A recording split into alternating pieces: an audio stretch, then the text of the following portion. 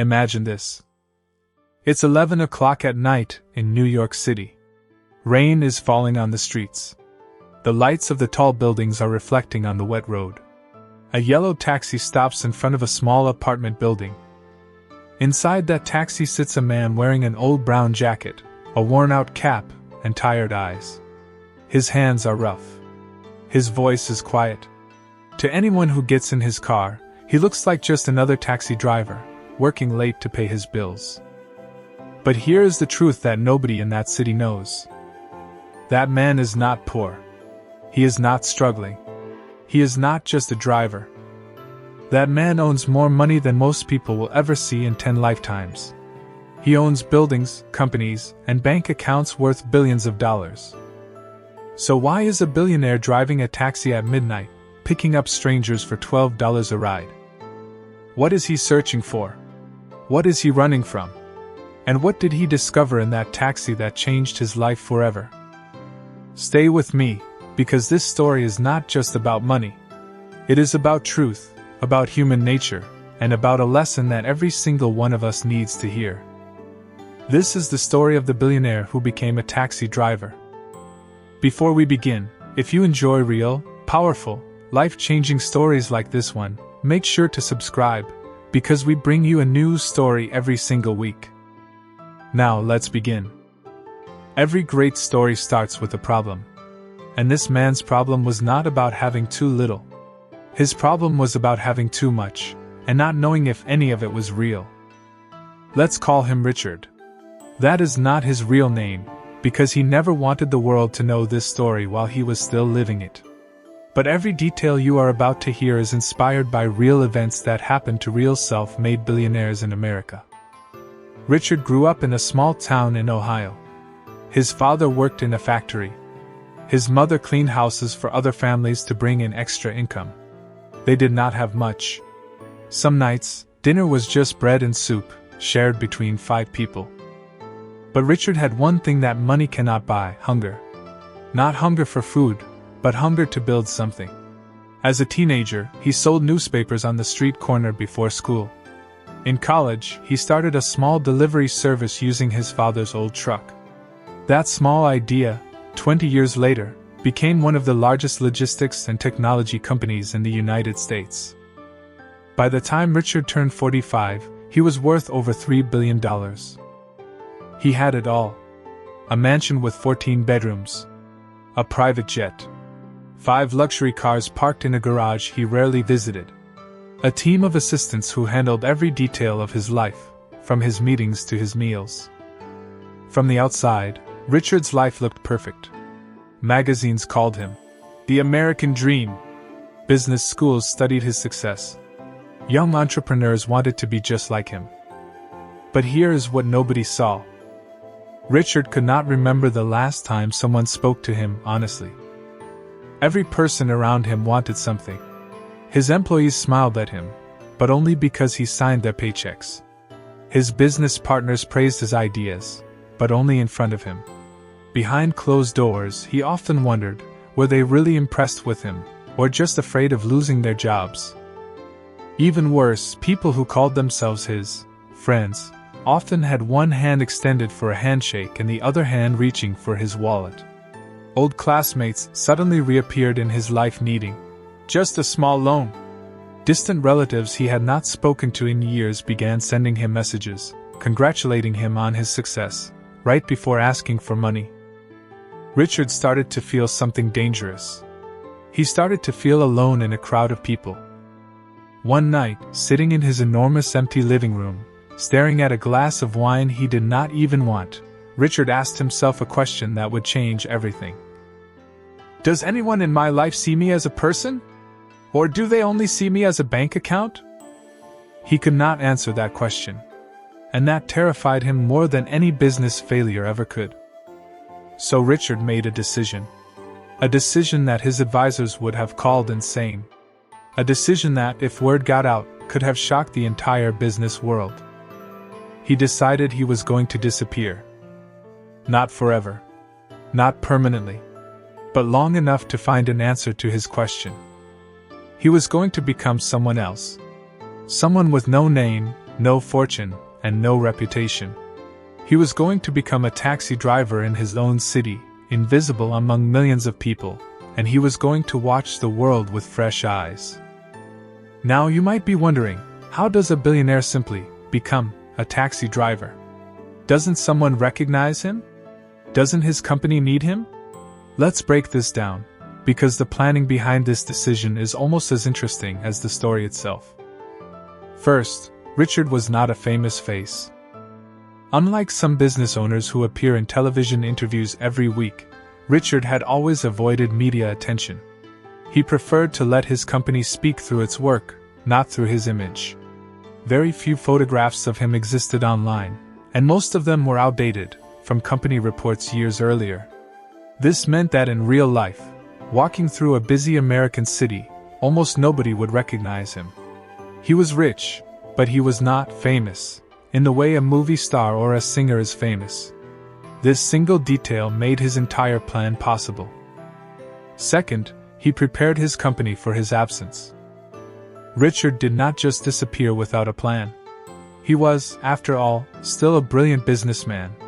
He quietly informed his most trusted board members that he needed to step back for a few months for personal reasons. He gave the excuse of focusing on his health, which was, in a strange way, actually the truth. His mental and emotional health needed this break more than his body did.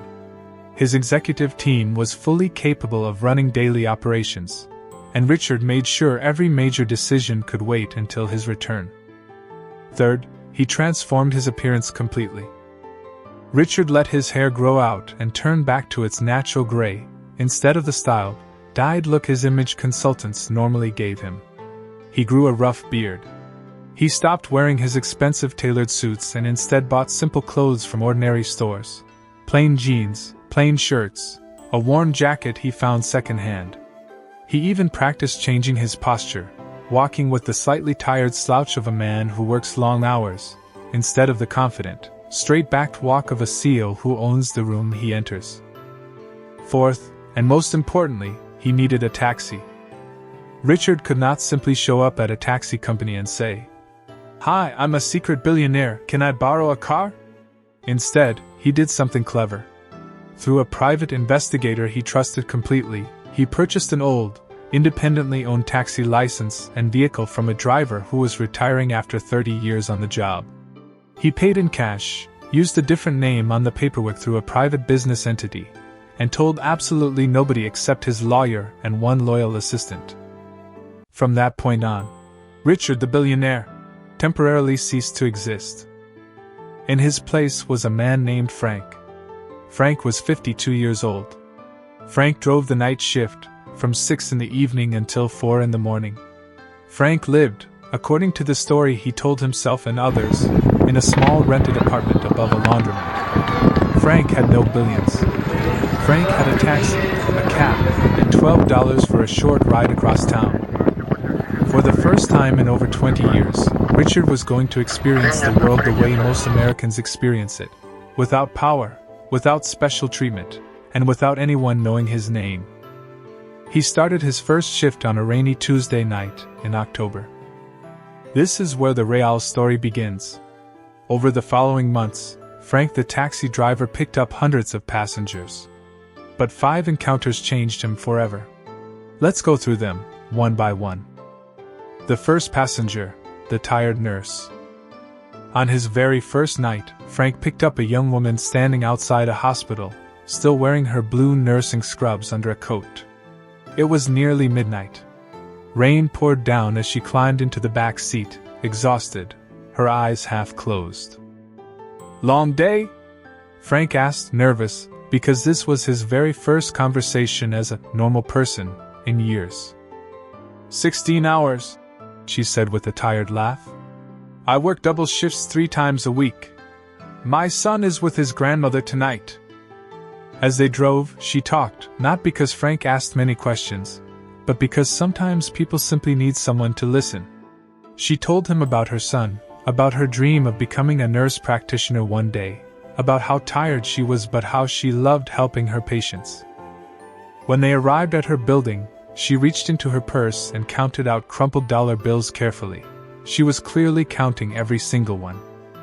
"Keep the extra $1, she said, handing him a small tip she truly could not afford to give. Richard, sitting there as Frank, felt something strange in his chest. This woman worked 16-hour shifts saving lives, and she still gave away money she needed for herself, simply to be kind to a stranger. He thought about his own employees back at his company, the ones who worked hard every single day while he sat in meetings discussing profit margins. Had he ever really seen them the way he was seeing this nurse right now? That first night planted a seed in his mind that would grow throughout his entire journey. The second passenger, the businessman who didn't know him.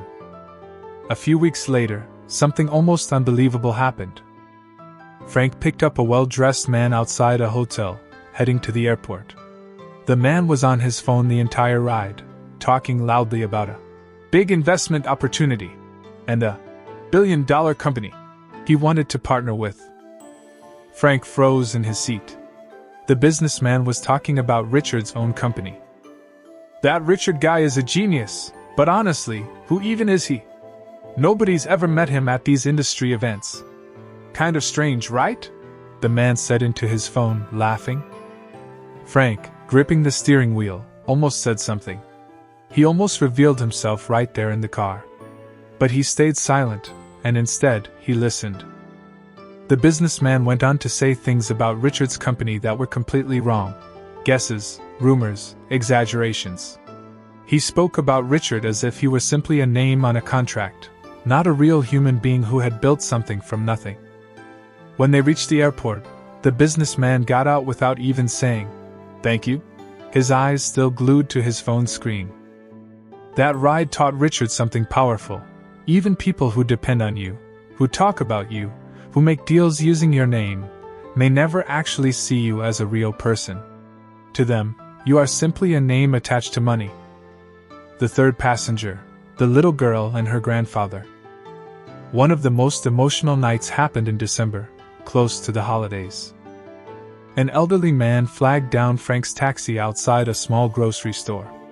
He was holding the hand of a little girl, maybe 6 years old, and carrying 2 thin plastic bags of groceries. "Just a few blocks, if that's all right," the old man said politely, almost apologetically, as if he was worried about being a burden. During the short ride, the little girl asked Frank simple, innocent questions. "Do you drive all night? Are you scared of the dark? Do you have a family?" Her grandfather explained quietly that the girl's parents had passed away the year before in an accident, and he was now raising her alone on his small pension.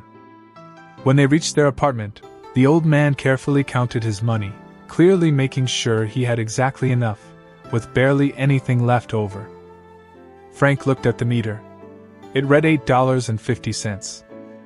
"It's on the house tonight," Frank said quietly. "Buy something nice for your granddaughter." The old man's eyes filled with tears. He tried to refuse, out of pride, but Frank insisted gently. As they walked away, the little girl turned around and waved happily through the taxi window. Richard sat there alone in his taxi for several minutes after they left, something he had not done in years. He cried. Not because he was sad, but because for the first time in a long time, he had done something purely kind, expecting absolutely nothing in return. Not gratitude, not publicity, not a tax deduction, nothing. Just kindness, for the sake of kindness. The fourth passenger, the angry man. Not every ride was warm and emotional. Some nights reminded Richard why he had built walls around himself in the first place. One passenger, a wealthy-looking man in an expensive coat, was rude from the moment he entered the taxi. He complained about the smell of the car, the slow traffic, the incompetence of taxi drivers in general, and he spoke to Frank as if he were less than human. "People like you should try harder in life," the man said coldly, staring at his phone. "Not everyone is meant to just drive a taxi forever." Frank stayed silent, gripping the wheel tightly, swallowing his pride. When they arrived, the man threw exact change onto the passenger seat without a tip, and slammed the door. That night, Richard understood something important. This is exactly how some wealthy people treat those they consider beneath them. And with a heavy heart, he wondered, painfully, if he had ever unknowingly treated someone this way himself, back when he was surrounded by assistants and staff who were paid to simply tolerate his bad days. The fifth passenger, the turning point. The final major encounter happened close to the end of Richard's journey, and it became the moment that changed everything. Late one freezing night, a young man in his 20s got into the taxi. He looked exhausted, his clothes slightly wrinkled, his eyes red as if he had been crying. "Just drive," the young man said quietly. "Anywhere. I just need to think." Frank drove slowly through the empty streets as the young man opened up, the way strangers sometimes do with taxi drivers they will never see again. He explained that he had just lost his job at a small startup company that had gone bankrupt. He had used his life savings to invest in his own business idea, and it had failed completely.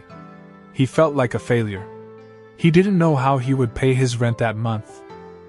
"You know what's crazy?" the young man said, laughing bitterly. "I used to dream about being like one of those billionaire founders you read about. Guys who build something from nothing. Now I can't even pay my electric bill." Frank listened carefully, and then he said something he had never said to any passenger before. "Can I tell you something? Every person who ever built something big started exactly where you are right now. Broke, scared, and thinking about giving up. The difference between the ones who make it and the ones who don't isn't luck. It's that they get back in the car the next morning and try again." The young man looked at him strangely, as if those simple words meant more than Frank could ever understand. When they reached his destination, Frank did something he had never planned to do. He handed the young man a business card, not his real one, but a special one, printed under a false company name he controlled quietly, offering a small business mentorship program with a phone number that led straight back to one of Richard's most trusted assistants. "Call this number tomorrow," Frank said. "Tell them Frank sent you." The young man, confused but hopeful, took the card. That night became the moment Richard finally understood the answer to the question that started this entire journey. After nearly 4 months of driving that taxi through the streets of his own city, Richard had collected more than just fares. He had collected truth. He learned that money does not create loneliness by itself. It is the walls we build around money that create loneliness. Richard had surrounded himself with people who managed his life so completely that he had forgotten what an honest conversation even felt like. He learned that kindness feels different when nobody knows you did it. Back in his old life, every donation he made was announced, photographed, and celebrated. But that small unpaid ride for the old man and his granddaughter meant more to him than any charity gala he had ever attended, because there was nothing to gain from it except the simple feeling of doing something good. He learned that respect is not something billions of dollars can buy. The rude man in the expensive coat had more money than most people will ever see, yet he showed less character than the tired nurse who gave away her last dollar as a tip. And most importantly, he learned that people are not defined by their bank accounts. The exhausted nurse, the grieving grandfather, the struggling young entrepreneur, each one of them carried more strength, more heart, and more genuine humanity in one single taxi ride than Richard had witnessed in years of boardroom meetings. Richard decided it was time to return to his real life. But he made a promise to himself that he would never let his old walls come back up completely. When Richard returned to his company as himself, several changes quietly began to happen. Changes that nobody could fully explain, but everyone could feel. He started personally answering emails from employees instead of letting assistants filter every message. He began sitting in the company cafeteria occasionally, eating lunch with warehouse workers and delivery drivers instead of only executives. He created a scholarship fund for children of his employees, inspired directly by the little girl and her grandfather he had once driven home for free. And that young man from the taxi, the one who had lost everything? He did call that number the very next day. He was quietly brought into a mentorship program, given guidance, resources, and eventually, funding to rebuild his business idea, properly this time, with real support behind him. He never knew that the taxi driver who gave him that card and those words of encouragement was the very billionaire whose company had once inspired his dreams. Richard kept the old taxi.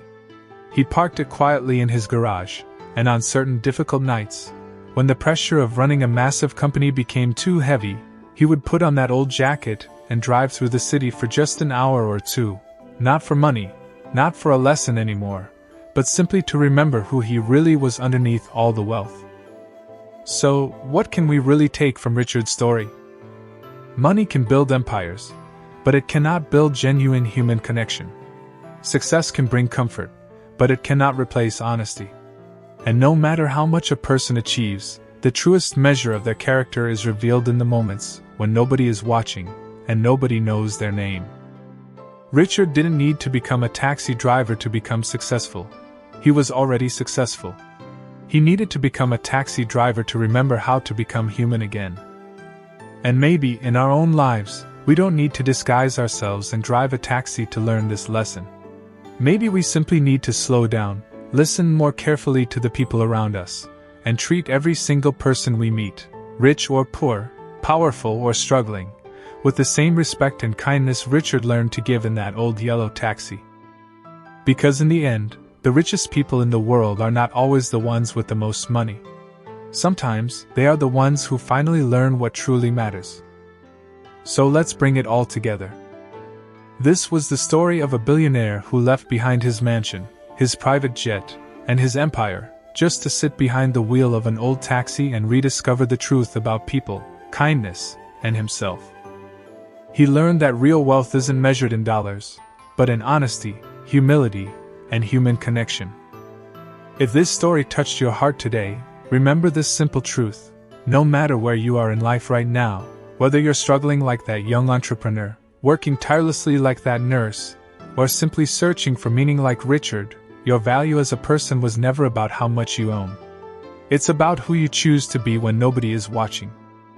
Keep working hard. Keep being kind. And never let success make you forget where you came from. If you enjoyed this story, please hit that subscribe button and turn on notifications, because we share powerful, real, and inspiring stories just like this one every single week.